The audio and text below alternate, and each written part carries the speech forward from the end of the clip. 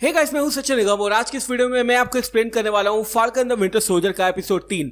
काफी अच्छा एपिसोड था। एंड में बहुत ही बड़ा ट्विस्ट मुझे देखने को मिला जिसको मैं एक्सपेक्ट नहीं कर रहा था, और एक ऐसा कैरेक्टर देखने को मिला जिसको आपने सोचा भी नहीं होगा कि वो हमें देखने को मिल सकता है। फाइनली WandaVision में तो कोई थ्योरी काम नहीं कर रही, लेकिन यहाँ पर हमें एक कैमियो देखने को मिला जो एक्चुअली में एक कैमियो है। आज की इस वीडियो के अंदर मैं आपको एक्सप्लेन करूंगा सब कुछ क्या एपिसोड में हुआ क्या। इस चेक की वीडियो अलग से आएगी। बहुत सोचा मैंने सोचा दोनों पे अलग अलग काम करेंगे तो ज्यादा अच्छा है। Thank you so much for clicking on this video and now let's begin this video.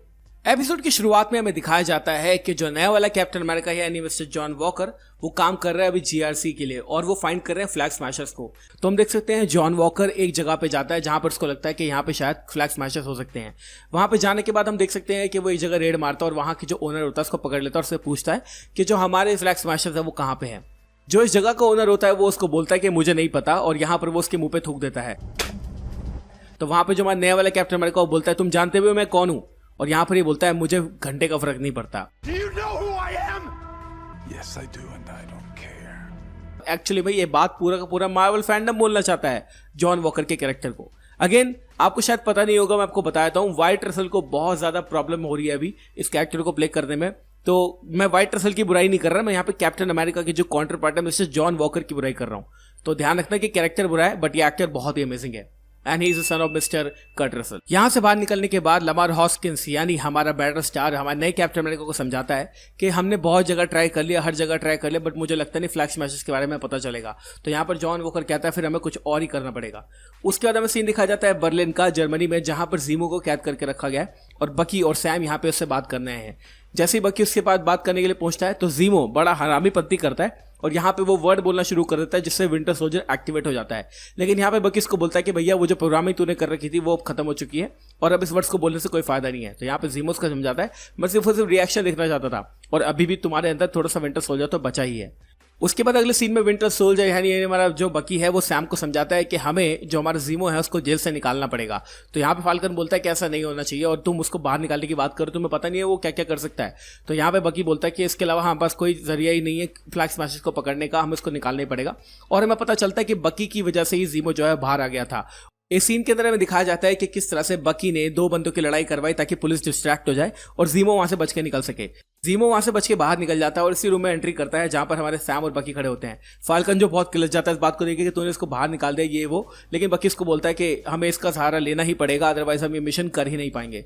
उसके बाद हम देख सकते हैं कि जीमो के बारे में हमें थोड़ी सी बैक स्टोरी देखने को मिलती है और जीमो एक गैराज दिखाता है जहां पे एक कार हमें देखने को मिलती है।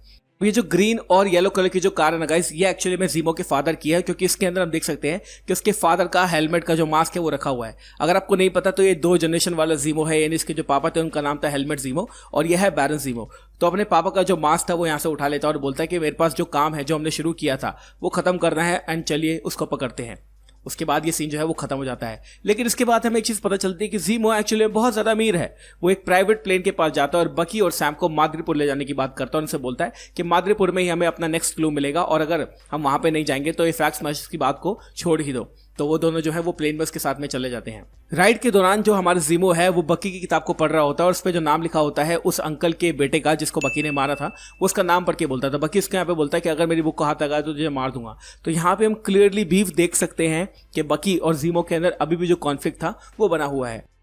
उसके बाद हमें दिखाए जाते हैं तीनों यानी बकी, हमारा फाल्कन और साथ साथ जीमो पहुंच जाते हैं माद्रिपुर। अब माद्रिपुर के बारे में आपको 2-3 चीजें आपको बताना चाहूंगा। फर्स्ट ऑफ ऑल ये एक फिक्शनल सिटी है, यानी ऐसी कोई जगह नहीं है, लेकिन सिटी को मार्वल कॉमिक्स में बनाया गया था सिंगापुर को देख के। अब सिंगापुर के बारे में अगर मैं आपको थोड़ा सा बताऊं तो सिंगापुर के अंदर भी एक जगह ऐसी है जिसको हाई टाउन बोला जाता है और एक लो टाउन बोला जाता है, और सेम इसी तरह से यहाँ पे भी इसकी थीम रखी गई है। तो यहाँ जो है वो तीनों लैंड करते हैं और जीमो अपने कॉन्टैक्ट को बुलाकर उनसे बात करने जाता है।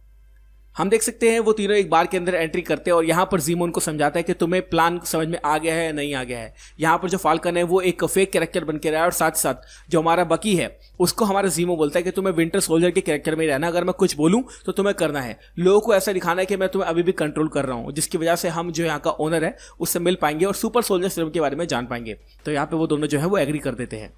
उसके बाद हम देखते हैं वो दोनों बार में जाते हैं, थोड़ी सी बातें होती हैं और यहाँ पे जो हमारा जीमो है वो किसी से पंगे लेता है और बकी को बोलता है मारने के लिए। जब बकी सबको पीट देता है तो यहाँ का जो बंदा होता है बार टेंडर, वो अंदर फोन करके बोलता है और उसको अंदर वो बुलाने की इजाजत मिल जाती है। तो हम देखते हैं कि तीनों जो है वो अंदर चले जाते हैं। अंदर जाने के बाद हमें पता चलता है कि ज़ीमो के पास ऑलरेडी कोई प्लान है और वो इस औरत से यहाँ पे सारी की सारी इन्फॉर्मेशन निकलवाना चाहता है। और वो बोलती है कि मुझे क्या मिलेगा, तो वो बोलता है कि विंटर सोल्जर जो है वो मैं तुम्हें दे दूंगा। यहाँ पे जो है बहुत ही अमेजिंग सीन है, लेकिन एक चीज़ यहाँ पे गड़बड़ हो जाती है, वो ये है कि सैम की सिस्टर यानी कि सारा का फोन आ जाता है और ये जो लेडी है ये पकड़ लेती है कि एक्चुअली में ये बंदा जो है जिसकी नकल कर रहा था ये वो नहीं है, ये कोई और ही है। और तुरंत यहाँ पे लड़ाई शुरू हो जाती है, लेकिन हमें देखने को मिल सकता है कि यहाँ पे गोली आती है और इस लेडी की डेथ हो जाती है और ये यहाँ पे मर जाती है। अब ये गोली किसने मारी ये हमें थोड़ी देर बाद पता चलेगा।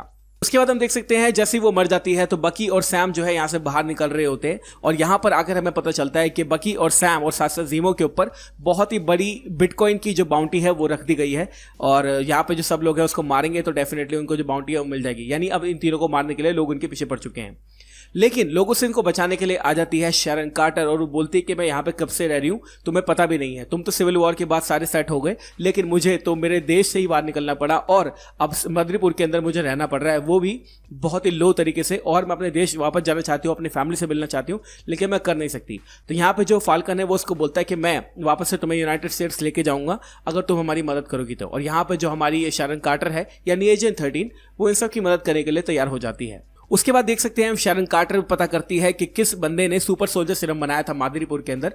ज़ीमो, सैम और बकी को वहां पर लेके जाती है। जैसे वो वहां पर लेके जाती है ना गाइस, तो उसके अंदर हमें देखने को मिल सकता है कि जो ज़ीमो है, बकी और सैम है, वो उस बंदे को एक तरह से स्क्वायर ऑफ कर लेते हैं और उससे पूछते हैं कि तुमने ही सुपर सोल्जर सीरम बनाया था क्या। तो वहां पर वो बंदा बोलता है कि मैं एक गॉड था, जब स्नैप हुई इसके बाद मैं मर गया था तो मेरा काम कंटिन्यू नहीं हो पाया, अदरवाइज अर्स्किन के बाद में मैंने ही सुपर सोल्जर अच्छे तरीके से प्योर फॉर्म में बनाया था। अब अगर आपको डॉक्टर अर्स्किन नहीं पता तो वो है जो कि हमने फर्स्ट कैप्टन अमेरिका मूवी में देखे थे, जिन्होंने कैप्टन अमेरिका की जो सुपर सोल्जर सीरम बनाया था। और ये बात भी बोलता है कि उस टाइम जो इक्विपमेंट था उसकी जरूरत पड़ती थी एक नए सुपर सोल्जर को बनाने के लिए, लेकिन अभी जो मेरे पास सुपर सोल्जर सीरम है उसको बनाने के लिए किसी भी इक्विपमेंट की जरूरत नहीं पड़ती और उसको आराम से दिया जा सकता है और वो काफी ज्यादा स्टेबल है। हमें दिखाया जाता है कि सैम, बकी और ज़ीमो को मारने के लिए कुछ लोग आते हैं, लेकिन शैरन जो है वो उनसे भिड़ लेती है और उनसे निपट लेती है आराम से। यहाँ से हम देख सकते हैं कि वो सीन हमें देखने को मिलता है जहां पर ज़ीमो, बकी और सैम को धोखा देने का काम करता है और जैसे ही ये डॉक्टर बताने वाला होता है कि सारा का सारा सुपर सोल्जर सीरम कहाँ पे है और उसने क्या किया है, तो यहाँ पर जो ज़ीमो है वो उसको मार देता है। तो काफी ज्यादा अमेजिंग सीन है क्योंकि ज़ीमो शायद नहीं चाहता है कि उसको पता चले कि सारी चीजें किस तरह से हो रही हैं। उसके बाद हम देख सकते हैं एक बंदा जो है बाहर से किलर एक रॉकेट लॉन्चर से एक रॉकेट मारता है और यहाँ पर जो पूरी की पूरी लैब है वो तहस महस हो जाती है। उसके बाद हमें वही सीन देखने को मिलता है जो कि हमने कैप्टन अमेरिका सिविल वॉर के अंदर देखा था, यानी यहाँ पे सैम पड़ा हुआ है और यहाँ पे जो हमारा ज़ीमो है वो एस्केप कर जाता है। से बाहर निकलने के बाद और लोगों से लड़ने के बाद जो ज़ीमो है वो अपनी कार लेकर आ जाता है और उसे बोलता है कि चलो। तो यहाँ पे जो फाल्कन है वो उसको बोलता भी है शैरन कार्टर को कि तुम यूनाइटेड स्टेट्स हमारे साथ चलो, लेकिन उसको पता है कि वहाँ पे अगर वो जाएगी तो उसको देशद्रोही बता दिया जाएगा, तो यहाँ से वो नहीं जाती है और वो उसको बोलती है कि बस जो तुमने मेरे से वादा किया था वो वादा पूरा कर देना। उसके बाद हमें एक दो सीन दिखाए जाते हैं फ्लैग स्मैशर्स की जो मास्टर है कार्ली का, और यहाँ पे हमें दिखाया जाता है कि वो जीआरसी के कैंप के बाहर खड़ी है और यहाँ से वो कुछ करना नहीं चाहती, वो सिर्फ और सिर्फ खाना लेना चाहती है, लेकिन उसके इंटेंशन अब थोड़े थोड़े बुरे हो रहे हैं। अगले सीन्स में हमें दिखाया जाता है कि उसी जेल के अंदर हमारा जॉन वॉकर और हमारा जो बैटल स्टार है वो आता है और वो पता करता है कि यहाँ पे बकी और सैम आए थे और ज़ीमो यहाँ से फरार हो चुका है। यहाँ पे गाइस जो जॉन वॉकर है वो बात समझ जाता है कि यहाँ पर हमारा सैम और बकी आए थे तो कुछ ना कुछ बात तो हुई होगी, क्योंकि इतना आसान नहीं है ज़ीमो का इसी जेल में होना और उन दोनों का आना और ज़ीमो का भाग जाना। ये बात यहाँ पे हॉस्किंस को बोलता है कि यार ऐसा नहीं हो सकता मेरे हिसाब से तो, लेकिन यहाँ पे जॉन वॉकर समझ चुका है इस बात को कि कुछ ना कुछ तो गड़बड़ है। उसके बाद अगले सीन में हमें दिखाया जाता है कि जीआरसी के उस कैंप में जहां पर जो कार्ली है वो नजर रख रही थी, वहां पर सारे के सारे जो फ्लैग स्मैशर्स हैं वो यहां से जितना भी खाना, तेल, पानी जो होता है वो लेके चले जाते हैं। और यहां से जब वो बाहर जा रहे होते हैं तो जो कार्ली है वो अपने पार्टनर को बोलते हैं कि सीट बेल्ट लगा लो, और वो जब जैसे उसको बोलते सीट बेल्ट लगा लो तो यहाँ पे एक बम ब्लास्ट होता है और यहाँ पे उसका पार्टनर कहता है कि ये क्या हुआ, तो वो बोलती है कि ये करना जरूरी था क्योंकि लोग इसी भाषा को समझते हैं। तो यहाँ पे हम देख सकते हैं कि शुरुआत में जो कार्ली थी वो सिर्फ ये चाहती थी कि जीआरसी के जितने भी लोग हैं वो सारे के सारे लोगों को सपोर्ट करें, लेकिन धीरे धीरे थर्ड एपिसोड के आने के बाद थोड़ा थोड़ा विलन टेंडेंसी इसके मन के अंदर आ चुकी है और इसने अभी इतने सारे लोगों को मार दिया विदाउट एनी गिल्ट। एपिसोड खत्म होते होते हमें देखने को मिलता है ज़ीमो, बकी और हमारा सैम तीनों जा रहे होते हैं। तो यहाँ पे बकी बोलता है कि मैं अभी थोड़ी देर में आता हूँ और उसको कुछ देखने को मिलता है। हम यहाँ पे देख सकते हैं कि बकी जब उस बॉल को उठाता है तो वहां पर वकांडा के इनिशियल्स होते हैं और वो कोने में जाता है और उसको दूसरी बॉल मिलती है। वहां पर वो उसको बोलता है कि मैं सोच ही रहा था तुम कब आओगी। यहाँ पर हमें इन्फिनिटी वॉर में देखी हुई, ब्लैक पैंथर मूवी के अंदर देखी हुई, सिविल वॉर मूवी के अंदर देखी हुई डोरा मिलाजे की कैरेक्टर आयो देखने को मिलती है और वो बोलते हैं कि मैं यहाँ पे जीमो के लिए आई हूँ। तो वो यहाँ पे जीमो को पकड़ना चाहती है और यहाँ पे जो एपिसोड है वो खत्म हो जाता है। गाइस ये जो एंड का सरप्राइज था ना काफी ज्यादा अच्छा मुझे लगा और ऑब्वियसली हमने एक्सपेक्टेशन नहीं किया था कि इसके अंदर हमें कोई ब्लैक पैंथर कैरेक्टर देखने को मिलेगा। अब ये ब्लैक पैंथर और जीमो का क्या कहानी है ये तो हमें भी नहीं पता, लेकिन 4th एपिसोड में डेफिनेटली पता चलेगा ही चलेगा।